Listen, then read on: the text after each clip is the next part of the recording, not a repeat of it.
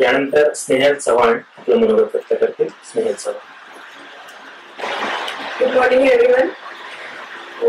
सगळ्यात आधी सगळ्यांचे अभिनंदन, सगळ्या पास झालेल्या विद्यार्थ्यांचे अभिनंदन. आणि माझ्यासाठी नेहमी सपोर्टिव्ह राहिलेली माझी family, unique academy, Kazi sir, Karma sir, Sachidev sir, सगळ्यांचे खूप खूप आभार की त्यांनी इथपर्यंत येण्यासाठी मला खूप मार्गदर्शन दिलं. आणि माझे सगळे फ्रेंड्स, सगळ्यांचं अभिनंदन, सगळ्यांचे आभार. सर्वप्रथम मी सांगू इच्छिते की सप्टेंबरमध्ये जेव्हा मी काझी सरांना फर्स्ट टाइम बँकिंग संदर्भात भेटायला गेलेले, तेव्हा म्हणजे असे होते की एकदम कॉन्फिडन्स लूज झालेली होती. 2 वर्षात एकही एक्झाम पास नव्हती झालेली. सरांना मी सांगत होते, सर आता मला सगळं सोडायचंय. आणि सरांनी तो कॉन्फिडन्स माझ्यामध्ये जागा केलेला की ठीक आहे स्नेहल, तू अजून एक चान्स घे. आणि विदिन फ्यू मंथ्स, म्हणजे ऑलमोस्ट 1 to 2 months, 1 month सोडून असेल खूप प्रिपरेशन केली. जेव्हा प्रिलिम्सचा रिझल्ट आला मी शॉक होते, बिकॉज मला बिलकुल एक्सपेक्टेड नव्हतं. मी एकही एक्झाम नव्हती आधी क्रॅक झाली. आणि मी सुद्धा VIT मधून पास आउट आहे, सगळ्यांना माहिती असेल, विश्वकर्मा इन्स्टिट्यूट.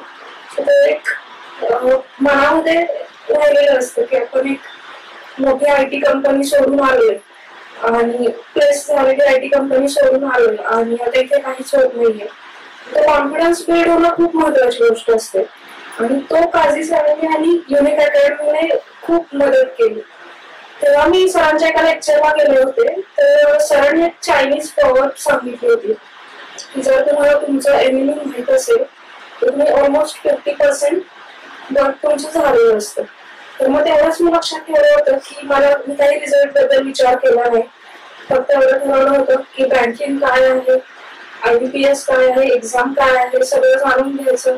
त्यानंतर आपला कुठपर्यंत स्टडी झालाय कॉम्पिटेटिव्ह एक्झाम्समुळे ते चेक करायचं. आणि then mock test, mock interviews, वरच्यावर सरांना भेटत राहणं की जेणेकरून मोटिवेशन मिळेल, आधार मिळेल. या सगळ्यातून करत राहिले. आणि जेव्हा मेन्सचा रिझल्ट आला तेव्हा मी परत शॉक होते, बिकॉज माझा अटेम्प्ट खूप कमी होता, खूपच कमी अटेम्प्ट होता आणि त्यामुळे स्कोर खूप चांगला होता. सो आय वॉज लाईक की अच्छा ॲक्युरसी चांगली आहे. तर हे कळालं होतं की आपण काही लिहिलेलं नाहीये, आपण व्यवस्थित टू द पॉइंट आन्सर्स देऊन आलोय. तर ती एक हळूहळू या प्रोसेसमध्ये आपल्याला आपल्या स्ट्रेंथ्स कळत जातात की आपणच स्वतःला अजून ओळखायला लागतो या एक्झाम्स मध्ये की आपल्यालाही कधी कधी माहित नसतं आपल्या स्ट्रेंथ्स काय आहेत, आपण काय करू शकतो. जेव्हा एक्झाम सुरू असते तेव्हा रिझल्ट लागतो, तेव्हा फक्त रिझल्ट पेक्षा खूप काही आपल्याला मिळून जातं. आणि ते माझ्या केसमध्येही झालं. जेव्हा इंटरव्ह्यूला चाललेले तेव्हाही मी अक्षरशः थरथरत होते मॉकच्या वेळेस. आणि सचिदेव सर आणि टांगा सरांनी मला खूप हेल्प केलेली. तेव्हा काझी सरांनी सुद्धा खूप हेल्प केलेली. मी अक्षरशः ते व्हिडिओ सुद्धा पाहिले नव्हते माझ्या मॉकचे, बिकॉज आय वॉज लाईक अरे काही बोलून आली आहे. आणि ठीक आहे, बट नंतर झालं इंटरव्ह्यू वगैरे छान झालं. त्यानंतर सुद्धा रिझल्ट आल्यावर मी शॉक होते, बिकॉज मी तर अशा आता होणारच नाही, आता पुढच्या एक्झामची तयारी करू. बट खूप खूप थँक्स सर, हे फक्त तुमच्यामुळे झाले. आणि खूप थँक्स पप्पा, तुम्ही सपोर्ट केला सगळ्यांनी. माझं एवढंच सांगणं आहे की आपण स्वतःला काय समजतो हे खूप इम्पॉर्टंट असतं. म्हणजे खूप वेळा आपल्याला माहित नसतं, पण आपण खूप काही करू शकतो आणि हे आपल्याला कळत नाही. आणि मोस्ट ऑफ द टाइम महाराष्ट्रातले मुलं, मी इव्हन इंटरव्ह्यूला होते तेव्हा सुद्धा माझ्या आजूबाजूला 2-3 जण असे होते जे आउट ऑफ महाराष्ट्र होते, बट फक्त एक्झामसाठी ते महाराष्ट्रातून एक्झाम देत होते काइंड ऑफ. म्हणजे तिकडे मे बी कॉम्पिटिशन जास्त असेल किंवा काय. बट हा आपल्यामध्ये स्टिग्मा होऊन जातो. महाराष्ट्रीयन मुलं खूप कमी समजतात स्वतःला आणि हे मला जाणवलंय. आणि अजून एक पॉइंट की मॅथ्सला खूप इग्नोर करतात किंवा भीती बाळगतो आपण. असं नाहीये, आपण इंडियन लोक आहोत, आपलं मॅथ्स मध्ये खूप कॉन्ट्रीब्युशन आहे. आणि बँकिंग आणि मॅथ्स, इंग्लिश या गोष्टीला घाबरण्याची अजिबात गरज नाहीये कोणीच.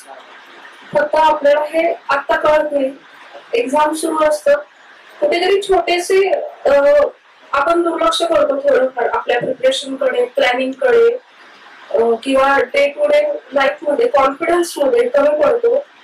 आणि मग कुठेतरी अर्ध्या एक मार्क्सने एक्झाम जातात. म्हणजे आर्मी असिस्टंटची एक्झाम माझी 0.25 ने गेली. तेव्हा मी असे होते की हेच सुरू राहणार आहे आता अजून 1-2 वर्ष. बट ठीक आहे, झालं. पण अजून एक की याच्यावर थांबायचं नाहीये, अजून खूप पुढे जायचंय, सगळ्यांनीच पुढे जायचंय, सगळ्यांनी सोबत पुढे जायचंय. आय होप मी तुम्हाला सगळ्यांना माझ्यासोबत माझ्या जर्नीमध्ये अजून खूप पुढेपर्यंत तुमची सोबत लाभेल आणि युनिक अकॅडमीचं नाव खूप मोठं करण्याचा चान्स आम्हाला मिळेल त्याची आम्ही वाट बघतोय. अजून एक बँकिंगचे बऱ्याच जणांना माहित नाही तर मी बोलू इच्छिते की बँकिंग सेक्टरमध्ये येण्याचे फायदे किंवा मोटिवेशन. एकतर इंजिनिअरिंग मधून आल्यामुळे एक प्रोफेशनल मॅनेजरियल स्किल्स ऑलरेडी थोडंफार इनबिल्ट असतात किंवा डेव्हलप झालेले असतात 4 वर्षामध्ये. तर मग ते अजून वाढवण्याचा चान्स बँकिंगमध्ये मिळतो. बिकॉज एक प्रमोशन स्केल म्हणा, ट्रान्सपरन्सी म्हणा, सिस्टीम म्हणा, याच्यामध्ये तुम्ही खूप वरपर्यंत जाऊ शकता. तुम्हाला खूप अथॉरिटी मिळते, काम करण्याचा खूप चान्स मिळतो आणि जबाबदारी असते, रिस्पॉन्सिबिलिटी असते. तर तुम्ही as a person, as a professional खूप डेव्हलप होता आणि तुम्हाला खूप चान्स राहतो अगदी इंटरनॅशनल लेवलवर सुद्धा रिप्रेझेंट करण्याचा. जसं की त्याला सांगणार मी म्हणेन, मला कळालं तेव्हा माझ्या मनात या सगळ्यांसाठी खूप जास्त रिस्पेक्ट आहे. मॉक इंटरव्ह्यूला ते होते तेव्हा मी पर्सनल त्यांच्याशी बोलले आणि त्यांनी अगदी छोट्या छोट्या गोष्टी म्हणजे कसं बोलायचं, सेमच वाक्य पण वेगवेगळ्या सेंटेन्स फॉर्म करून त्यांना कसं सांगायचं की जेणेकरून पॉझिटिव्हली इंटरव्ह्यू घेतील, हे सगळं मला सरांनी सांगितलं आणि ते खूप फायदेशीर राहिलं माझ्यासाठी. आय होप मी इथून पुढे पण मला तुमचं खूप मार्गदर्शन मिळेल. मी वरच्यावर भेटत राहीलच सगळ्यांनाच. सगळ्यांना खूप खूप धन्यवाद. सगळ्यांना खूप खूप ऑल द बेस्ट. खूप प्रिपेअर करा, चांगल्या चांगल्या पोस्टवर जा आणि मेन म्हणजे नॅशनल सर्व्हिस मध्ये स्वतःचं योगदान द्या.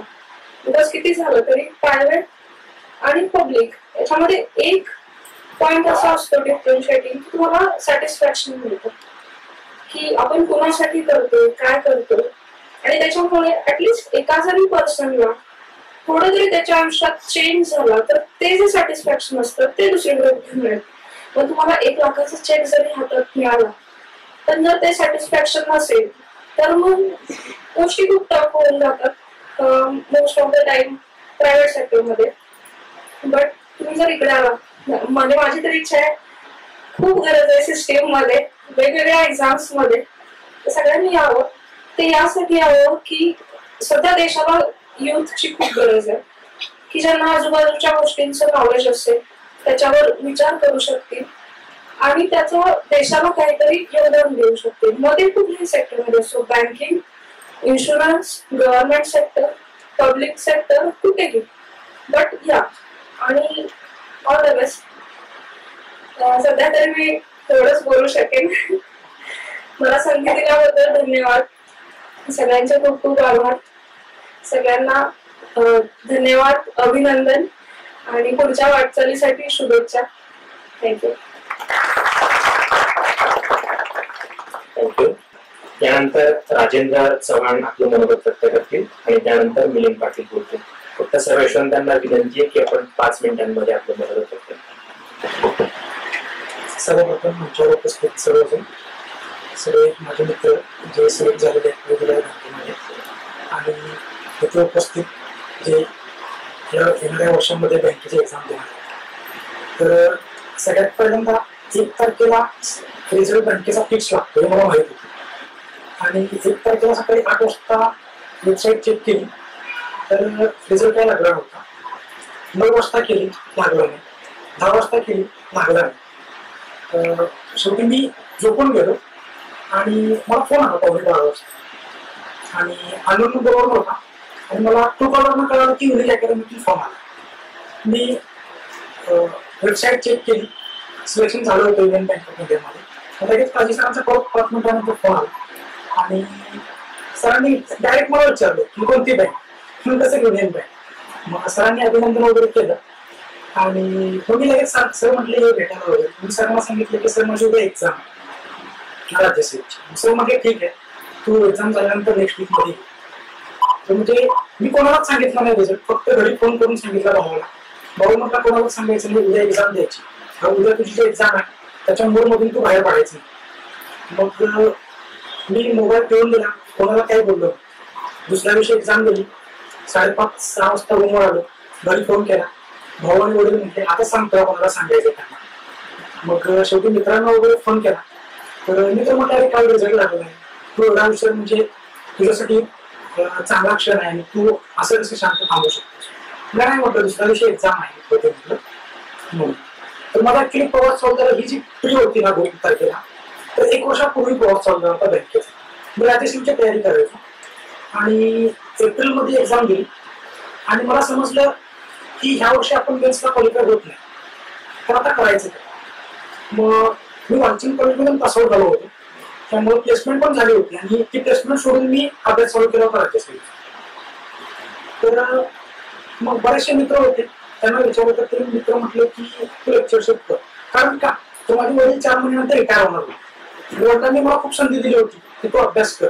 वडील म्हणत होते की रिटायर झालो ना तरी पण तू 1 वर्ष करायचं. मला स्वतःला बरोबर वाटत नव्हतं. तुम्हाला वाटत होतं की आपण नाही, वडील रिटायर झाली तर आपण पटकन लागलं पाहिजे आणि राज्यसेवेचा मी लास्ट अटेम्प्ट द्यायचं ठरवलं. मग शेवटी काय नाही, मी एका ठिकाणी मित्र म्हटला की तुला आमच्या कॉलेजवर इंडियन कॉलेजवर गेस्ट फॅकल्टी म्हणून भेटेल, तू इंग्लिशचे सब्जेक्ट शिकवू शकतो आम्हाला. कारण मी माझ्या रिलेटिव्ह मध्ये दोघांना शिकवलं पण. मग वडिलांना फोन केला, वडिलांना विचारलं की असं असं करू. वडिलांचा पुढचा प्रश्न राहील, मग तू पैसे कमवणार, तुझं लग्न करायचं. मी नाही म्हटलं की मग वडील म्हटले मग तू असे किती पैसे कमवणार आहे, तू परत अभ्यास करायचा. मग वडिलांना तर सांगू शकत नाही की या वर्षी माझा स्कोर एवढा की मी मेन्स देऊ शकत नाही. मग आलो परत पुण्यामध्ये, डिप्रेशन मध्ये होतो. मग मला रूम पार्टनर अभिजित होता, मी त्यालाच घेऊन आलो इथं सोबत. तर तो सारखा एक व्हिडिओ ऐकायचा आणि त्याचं वाचन खूप आहे. जे असं व्यक्तिमत्व विकासाची पुस्तकं असतात ते खूप वाचायचं आणि तो नेहमी रूम मध्ये ते लेस डाऊनचे व्हिडिओ ऐकायचा आणि ते आम्हाला जबरदस्त ऐकायला लागायचं आणि मी त्याची नेहमी म्हणजे अशी नक्कल करायची त्या व्हिडिओची. आणि शेवटी मग त्याला म्हटलं की तुझे वाचतोय तो म्हणत तुला माझी तिथे पुस्तक आहे, म्हणजे माझ्याच टेबलवरती तशी भरपूर पुस्तकं होती, 30-35 आणि सुद्धा वाचली होती. तू मला तुला जे पुस्तक घ्यायचं वाचायचं ते वाच. 14 मेला मी सकाळी उठणार, नाश्ता झाला की ती पुस्तक तिथे घ्यायचं वाचायचं चालू करायचं. ते पुस्तक मी असं वाचायचं की जेवणार पण नाही आणि दुपारी जर कोणाचा फोन आला तर मला बघितल्यानंतर समजायचं की हा फोन 5 मिनिटं चालणार. तो पटकन हेडफोन घालायचे आणि त्या 5 मिनिटात मॅगी बनवून खायची. फोन चालू असताना फोन करत आला की पुस्तक हातात. आणि असं मी जूनच्या पहिल्या आठवड्यापर्यंत ती पुस्तकं वाचून काढली होती. माझा दुसरा एक रूम पार्टनर लायब्ररीत जायचं, त्या वाटायचा हा काय झालं, याला असं काय करतो, या अभ्यास सोडलाय, लायब्ररीत येत नाही आणि रूमवर अशी अवंत वाचनाची पुस्तकं वाचतो. तर त्याची ती पुस्तकं एवढी भारी होती ना की मला वाटलं की नाही म्हटलं अजून ह्या वर्षी आपण होत नाही मेन्सला, पण आपण दुसरा ऑप्शन बघितला पाहिजे. मग मी विचार केला. तुम्हाला माझे मित्र म्हणायचे की तुझं मॅथ्स वगैरे चांगलं आहे, तू बँकिंग का देत नाही. तर मग बँकिंगचं मी काय केलं, लॅपटॉप ओपन केला, पूर्ण 2 वर्षाचा अनालिसिस केला. 2 दिवस बसून एक्सेल शीट बनवली, प्रॉब्लेमचा टाईप पूर्ण कसे कसे क्वेश्चन विचारतात, किती क्वेश्चन विचारतात, त्याचा पूर्ण अभ्यास केला आणि ठरवलं की आपण हे करू शकतो. आणि केलं. SBI प्री दिली, प्री पास. मेन्सच्या दिवशी बरोबर 31 तारखेला मेन्स होती, 31 जुलैला. वडिलांचा रिटायरमेंटचा कार्यक्रम तेव्हा ऑफिसमध्ये चालू होता आणि मी इथं पुण्यामध्ये मेन्स देतो. मग वडिलांना सांगितलं अशी अशी माझ्या एक्झाममध्ये येऊ शकत नाही. वडील म्हटले ठीक आहे. मेन्सचा तो SBIचा पेपर अवघड आला होता, म्हणजे पॅटर्न चेंज झाला होता. मी जी स्ट्रॅटेजी केली होती ती पास झालो मी त्या स्ट्रॅटेजीवर, पण मेन्सचा पेपर थोडा वेगळा असल्यामुळं क्लिअर नाही झाला. आता काय, आता IBPS. मग IBPSची ही सेम स्ट्रॅटेजीवर, कारण मी कंपाऊंड इंटरेस्ट कधीच शिकवलं नाही कॅल्क्युलेट करायला. कारण 60 मिनिटात 60% सोडून 50+ मार्क काढायचे. कंपाऊंड इंटरेस्ट कॅल्क्युलेट करून काही उपयोग नाही, कारण तिथं जर 1 मिनिटापेक्षा जास्त वेळ दिला तर तुम्ही पुढचा क्वेश्चन अटेम्प्ट करू शकत नाही. सेम की हे नावातून एवढं पाणी जातं, बिल नावातून एवढं भारी येते, कॉफी भरायला किती वेळ लागते हे जमते, पण मला काही गरज आहे कॉफी भरून नाही तर राहून. आता पार्टनरशिपचे प्रॉब्लेम की A ने 9 महिन्यासाठी एवढे गुंतवले, B ने एवढ्या महिन्यासाठी एवढे गुंतवले, C ने आपली अमाऊंट काढून घेतली 8 महिन्यानंतर, तर त्यांना किती किती प्रॉफिट भेटला वर्षाच्या शेवटी.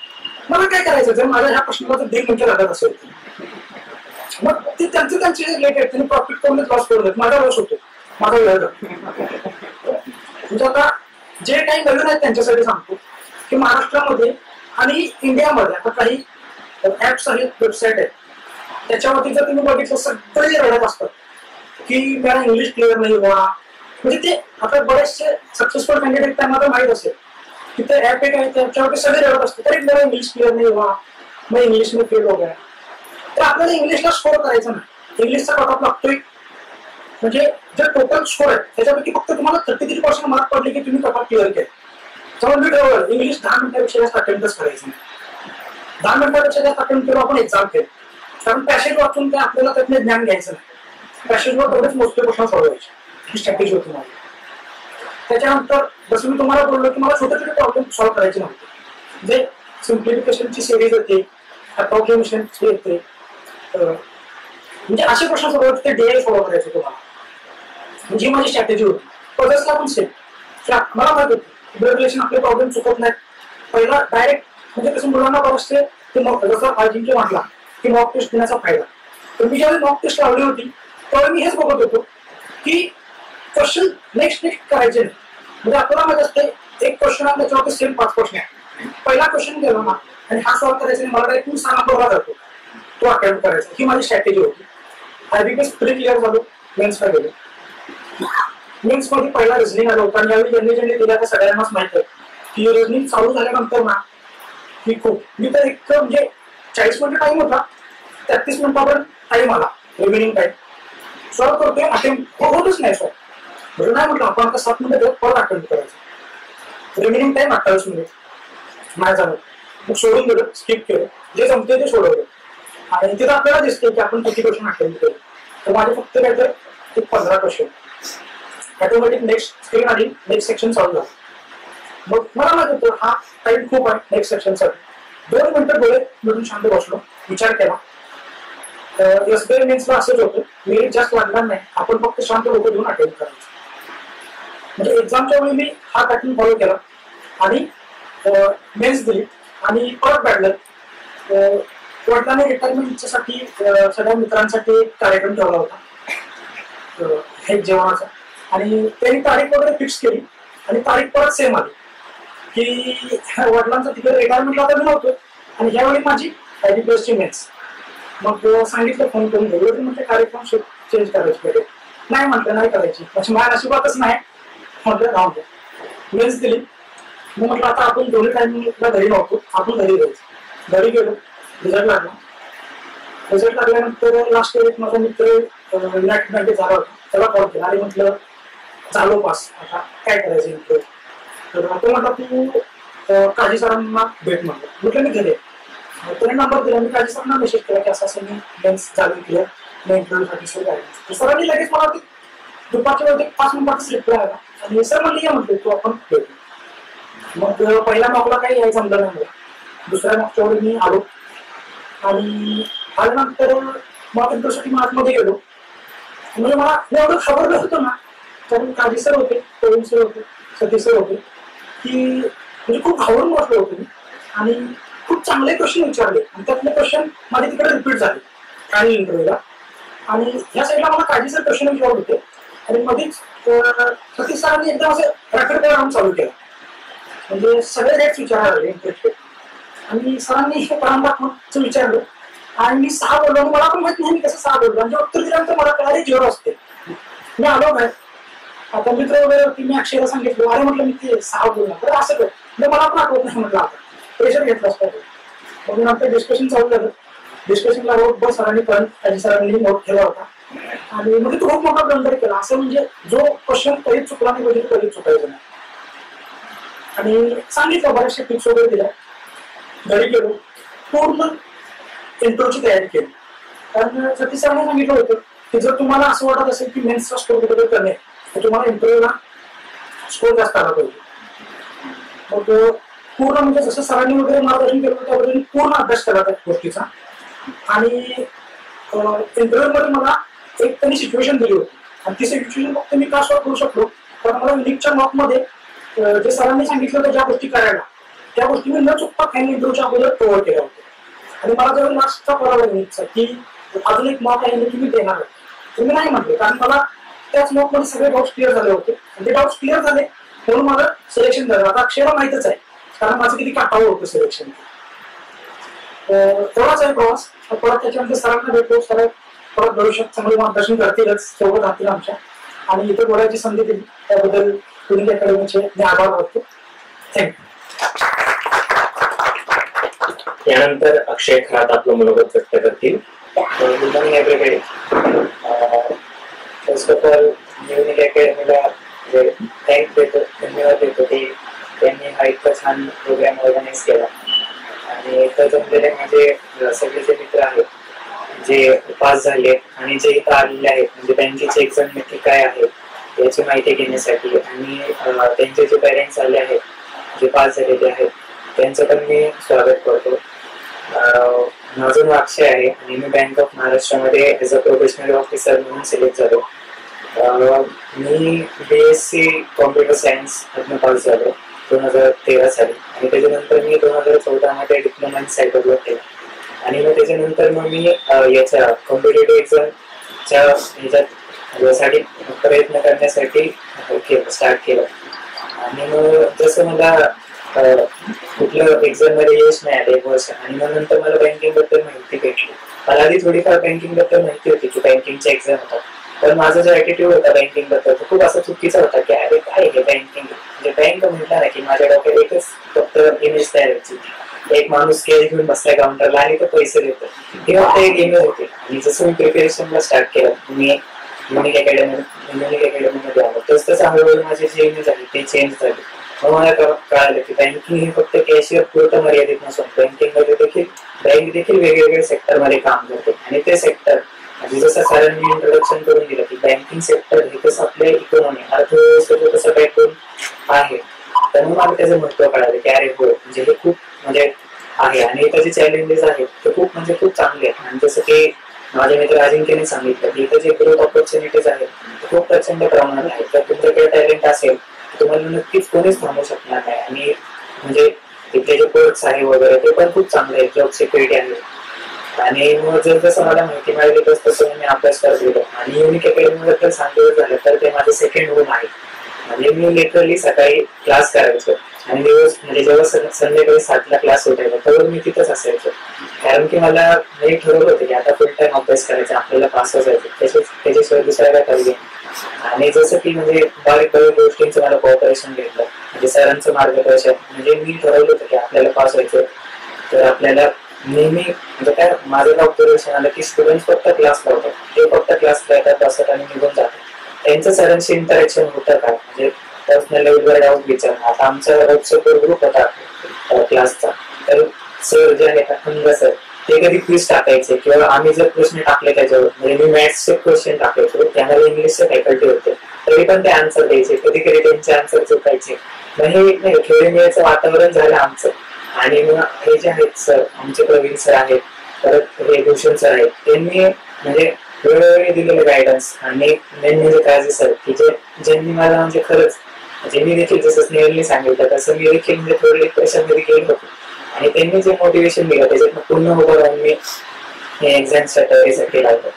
आणि दुसरी गोष्ट की मॉक्स जे अजिंक्यने खूप म्हणजे त्याचा उल्लेख केला की मॉक्स देणं हे खूप इम्पॉर्टंट आहे. म्हणजे तुम्ही एक्झामची तयारी करता हे खूप म्हणजे एक्झामच्या तयारीमध्ये मॉकचं खूप महत्व आहे. आणि त्यातल्या त्यात म्हणजे युनिक अकॅडमी म्हणजे आमच्या जे क्लासमध्ये आहे ते कम्प्युटर लॅब फॅसिलिटी आहे, तिथे जाऊन आम्ही मॉक सोडवायचो. म्हणजे 1 तास होईल 2 तास होईल. मग त्या मॉकचा फायदा काय होतो की आपल्याला ऍक्च्युअल एक्झाम कशी आहे याचा अनुभव येतो. आणि आपली स्ट्रॅटेजी कशी असली पाहिजे की मी कुठे कमी पडतोय, मी कुठे जास्त पडतोय, किंवा मला किती क्वेश्चन्स अटेंड करायचे, किती सोडायचे, याचा एकूण अंदाज येतो आपल्याला. आणि आपली जी स्ट्रॅटेजी आहे जसं की सरांनी स्नेहल म्हटले की सरांनी सांगितलं होतं की चायनीज म्हण आहे की तुम्हाला जर तुमचा शत्रू समजला ना की नक्की तो कसा आहे तर तुम्ही अर्धे वेटाल तिकडंच जिंकतो. आणि ही तयारी फक्त मॉक मधून होते. आणि फक्त तुम्हाला एक्झाम मध्ये जाऊन काय करायचं, तुम्ही जे मॉक मध्ये करता तेच करायचं, फक्त एक ऍवर राहून की हा मला हे गोष्टी करायच्या. आणि अशा तऱ्हेने मॉकचा खूप फायदा होता. आणि दुसरी गोष्ट मला इंटरव्ह्यूचं सांगायचं आहे की म्हणजे मी पास झालो मेन्स आणि मला इंटरव्ह्यू साठी बोलावलं होतं. आणि मॉक इंटरव्ह्यूची तयारी युनिक मध्ये झाली. तर म्हणजे इतकी चांगली फॅकल्टी म्हणजे मी कुठे पाहिलीच नाही की सुखदेव सर म्हणजे इतके एक्सपिरियन्स पर्सन. तर पंगा सर म्हणजे पंगा सरांना 29 इयर्सचा एक्सपिरियन्स आहे स्टेट बँक ऑफ इंडिया. त्यातले 19 इयर्स ते फॉरेन डिव्हिजन मध्ये त्यांनी हँडल केले. तर स्वतः काझी सर आहेत, त्यांनी देखील म्हणजे SBI मध्ये काम केलेलं आहे. आणि म्हणजे इतकी एक्सपिरियन्स फॅकल्टी मला लाभली हे मी खूप भाग्याचं समजतो. आणि मला आठवते की सुखदेव सरांनी मला प्रश्न विचारला होता की महाराष्ट्राचे बॉर्डर कुठले कुठले, आणि मी चुकून छत्तीसगड सांगून म्हणजे चुकीचं सांगितलं आन्सर. आणि मग मला त्यांनी सांगितलं हो का असं आहे का, आणि मग मी तिथं कन्फ्युज झालो. मग ते जे इनपुट आलं मला की म्हणजे सरांनी सांगितलं की हा तू इथे चुकला, तू कन्फ्युज झाला. आणि त्यामुळे सरांनी पण सांगितलं की ह्या गोष्टी तू फॉलो करायला पाहिजे. त्याचा मला सेकंड इंटरव्ह्यू मॉक इंटरव्ह्यू मध्ये फायदा झाला. आणि सेकंड आणि थर्ड असे मी मॉक इंटरव्ह्यू केले, त्याचं अशी बरोबर म्हणजे माझी इम्प्रुव्हमेंट झाली. आणि त्याचा फायदा मला ऍक्च्युअल इंटरव्ह्यू मध्ये झाला. म्हणजे माझा ऍक्च्युअल इंटरव्ह्यू खूप चांगला गेला. म्हणजे मला अजिबात स्ट्रेस नाही आलं, काही नाही आलं. आणि खूप छान पद्धतीने म्हणजे मी जसं म्हणते की सेकंड होत म्हणजे की घरात कशी फिलिंग येते की एकदम आई वडिलांसारखं देखरेख करतात इथं, तसे टीचर की सतत येत जातात. म्हणजे क्लासमध्ये असण्याचा माझा काय फायदा की सतत सर पाहायचे की हा पोरगा वर जातोय खाली तर टाइमपास करताय का नाही करत. त्यामुळे कशी एक सर अभ्यासाला म्हणजे की कोणीतरी देखरेख ठेवणार आपल्याला असल्या ना की म्हणजे माझं पर्सनल एक्सपिरियन्स की अभ्यास होता आपला. आणि युनिकची रिडिंग फॅसिलिटी आहे त्याचा मी पुरेपूर फायदा घेतला. मी असं म्हणतो की तिथे जाऊन अभ्यास करायचं हे मी केलं. आणि दुसरी गोष्ट सांगायचं की बँकिंग सेक्टर याच्याबद्दल जो गैरसमज आहे की बँकिंगला म्हणजे मी आधी खूप तुच्छ लेखायचो अरे काय आहे बँकिंग सेक्टर म्हणजे फक्त कॅशियर, ही माझी जी इमेज होती ती हळूहळू चेंज झाली. आणि आता जे खूप चॅलेंजेस आहेत बँकिंग सेक्टरमध्ये हे मला आता जाणवायला लागले की म्हणजे NPA विश्वास असतील म्हणजे एखाद्याला लोन द्यायचं का नाही. आता आधी कसं की लोन द्यायला काही नव्हतं, पण आता जे केस आपण पाहतो म्हणजे खरंच लोन द्यायचं का नाही हे असे म्हणजे हे एक चॅलेंज झालं. आणि आता आपण पाहतोय की सगळ्या सेक्टरमध्ये ऑटोमेशन येतोय, त्याचा बँकिंगवर कसा परिणाम होतोय. आणि असं हे फक्त चॅलेंजेस आहेत. आणि म्हणजे आपल्याकडे जे स्किल आहे असं नाही की आता मी कम्प्युटरमध्ये आहे तर माझा फायदा होईल. म्हणजे आता अजिंक्य जसा इंजिनिअरिंग फॅकल्टीचा आहे, स्नेहल जसे इंजिनिअरिंग फॅकल्टीचे, तसे तुम्ही कुठल्याही क्षेत्रातले असू द्या तुमचा बरोबर युटिलायझेशन होतं टॅलेंटचं. आणि तुमची जी ग्रोथ आहे ती पटकन होते as compare to other sector. आणि जसं काही सरांनी सांगितलं की हा एक गोल्डन मीन आहे म्हणजे प्रायव्हेट आणि पब्लिक सेक्टर म्हणजे गव्हर्नमेंट सेक्टर याच्यामध्ये गोल्डन मीन आहे. म्हणजे माझा ऍटिट्यूड काय होतं की चला सरकारी काम आहे म्हणजे जायचं सकाळी 10 संध्याकाळी 5 आणि घरी यायचं. पण काही सरांनी मला सांगितलं तसं नाही गेले तुला फुल टाइम तुझं जे स्किल आहे ते इथं दाखवायला लागेल म्हणजे ती रिस्पॉन्सिबिलिटी काय आहे याची जाणीव झाली.